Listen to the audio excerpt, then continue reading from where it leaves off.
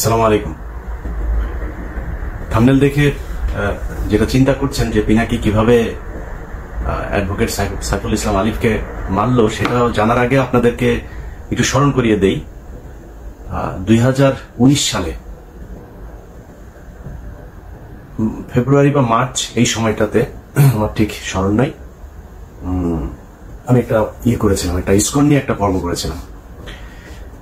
সেই ইসকনের পর্বটাতে দেখানো হয়েছিল যে ইসকন যে একটা জঙ্গি সংগঠন এবং এরা একত্রিত হচ্ছে, সংঘবদ্ধ হচ্ছে এবং এদের মূল টার্গেট হচ্ছে একটা বিশাল গণহত্যা চালানো। এটার জন্য তাদের অর্থ, তাদের ট্রান্সপোর্টেশন সুবিধা, তাদের অস্ত্র, তাদের সব ধরনের সুযোগ সুবিধা, এবং তারা যেটা করছিল সরকারি অফিসগুলোতে বড় বড় পদে যারা আছে তাদেরকে তারা টাকা পয়সা দিয়ে, নারী দিয়ে এইভাবে হাতে নিচ্ছিল।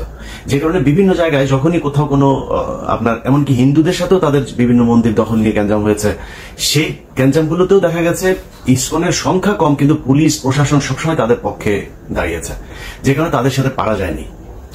তো ওই সময় কিছু কিছু বিশেষজ্ঞ আছে, সেই বিশেষজ্ঞদের নাম বলতে চাই না, আর ঝামেলা বাধাইতে চাই না, কারণ 5 বছর অনেক যন্ত্রণা সহ্য করে আসছি, তো একটু শান্তিতে থাকতে চাই। হ্যাঁ, তো তারা বলেছিল ইসকন নাকি একটা তাবলিগ সংগঠনের মতো, এরা তাবলিগের মতো গান টান গায়, হ্যাঁ, এরা কৃষ্ণ ভাবনা করে, তো এটাই হচ্ছে তাদের মূল কাজ। এখন দেখেন বাংলাদেশের সবচেয়ে বিষ ফোড়া হয়ে দাঁড়িয়েছে ইসকন। আমি ইসকনের এই হত্যাকাণ্ডে ডেইলি স্টারের একটা নিউজ গতকালকে করেছে, Chinmoy followers clash with cops in Chittagong, lawyer killed. এটা হচ্ছে ডেইলি স্টারের সংবাদ। আর প্রথম আলো নিউজ করেছে, সময় নিউজ করেছে, চট্টগ্রামে আইনজীবীকে হিন্দু ভেবে হত্যা করলো দুষ্কৃতিকারীরা। বুঝছেন তো, হিন্দু ভেবে কারা হত্যা করেছে, তার মানে মুসলমানরা হত্যা করেছে। তো সমস্যাটা এইখানেই। এখনো পর্যন্ত এই গণমাধ্যমকে কিছুই করা হয় নাই, গণমাধ্যমে কিছুই হয় নাই। সময় টেলিভিশনের সাকি এখানে এখন পর্যন্ত তাদের হয়ে কাজ করে। কমল দে এখনো পর্যন্ত, এই যে নিউজের সাথেও সম্ভবত কমল দে জড়িত আছে, সে ওইখানে এই নিউজ করেছে, সময় টেলিভিশনে কালকে থেকে যাচ্ছে। এখন এটা বিচার করবে কে? আপনাদের গত 2 দিন ধরে দেখছি যে সবাই পিনাকির পেছনে লেগেছে, কারণ পিনাকি হচ্ছে ওই যে প্রথম আলোর সামনে গিয়ে গরু জবাই করেছে, এটার জন্য। পিনাকির অতীত, পিনাকি গণজাগরণ মঞ্চের সাথে ছিল, পিনাকি অনেক বাম করেছে, পিনাকি হুজুরদের বিরুদ্ধে অনেক কথা বলেছে, জামাতের বিরুদ্ধে অনেক কথা বলেছে। পিনাকির প্রতি আপনার ক্ষোভ থাকুক, সন্দেহ থাকুক, কোনো সমস্যা নাই, কিন্তু পিনাকি যেটা করেছে এই গেল 2-3 বছরে, পিনাকির যে অবদান এইটুকু আপনাকে স্বীকার করতে হবে। আর প্রথম আলোর সামনে যেটা করেছে, প্রথম আলোর সামনে ওই সময় ডাকা ঠিক ছিল কিনা, ওই সময় দাড়ি টুপিওয়ালা লোকজনের যাওয়া ঠিক ছিল কিনা, এত এত ডর ভয় দেখায় না, লাভ নাই।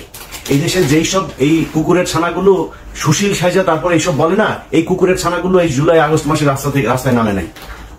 এরা আজকে এসে যে চেয়ারে বসে না, এই চেয়ারে বসা লোকজন এরা এখন দেখাচ্ছে যে আইন, হ্যাঁ, পত্রিকার সামনে যা করা যাবে না। পত্রিকার সামনে এখানে নিউ ইয়র্ক টাইমস, তারপরে এখানে CNN, BBC সবকিছু সামনেই প্রোটেস্ট করে মানুষ। তো প্রোটেস্ট করা যাবে না কিছু জন্য, ওইখানে যা প্রথম আলোর বিরুদ্ধে কিছু বলে, প্রথম আলোর কারণে ধরে টান দেয় নাই। তো প্রথম আলোর সামনে গিয়েছে, তারা গরু জবাই করে তারপরে মাংস খাবে, চলে যাবে। এই আন্দোলন এরকম হওয়া উচিত ছিল কি না ছিল সেটা নিয়ে আপনার অবজারভেশন থাকতে পারে, কিন্তু পিনাকি যেটা করেছে সেটা করার পরে সেই লোকগুলো গিয়েছে, তাদেরকে মারধর করা হয়েছে, মারধর করার পরে তারপরে নিয়ে আবার আটকে রাখা হয়েছে। প্রথম আলোর বিরুদ্ধে কি করা হয়েছে? ওই লোকগুলির অপরাধ কি ছিল? সেখানে গরু জবাই করতে গিয়েছে, এটা অপরাধ। কিন্তু এই প্রথম আলো এই গেল 15 বছরে অন্তত 1500 মানুষকে অন্তত তারা খুন করেছে। অন্তত এখন পর্যন্ত জেলখানে আপনার কি কোনো অনুমান আছে কত হাজার আলেম আটক আছে? যে কজন আলেম বের হয়েছে সেই কজন আলেমরা নিজেরাও এদের নামটাম বলে না, এদের ব্যাপারে আমার মনে হয় ওনাদের কোনো চিন্তা ভাবনা আছে কিনা সেটাও জানি না। আমি ইলিয়াস, আমার কথা আপনাদেরকে বলে রাখি, আমি ইলিয়াস অ্যাটর্নি জেনারেল পর্যন্ত যায় যদি একটা তদবির করি, ওনার কাছে যদি একটা উপকার চাই, উনি যদি আমাকে একটা উপকার করে, সেই উপকার দিয়ে অন্তত 20 কোটি টাকা আমি ইনকাম করতে পারি। আমি ইলিয়াস করি না, অ্যাটর্নি জেনারেলের কাছে যায় জিজ্ঞেস করেন। যতবার তাকে ফোন করেছি রাষ্ট্রের জন্য ফোন করেছি, এই আলেমদের ছাড়ানোর জন্য ফোন করেছি, বাবুল আক্তারের কথা বলেছি, বিডিআর এর হত্যাকাণ্ডে যারা আছে তাদের কথা বলেছি, কোনোদিন পার্সোনাল কোনো ইন্টারেস্ট তার কাছে যায়নি, জিজ্ঞেস করেন যায়।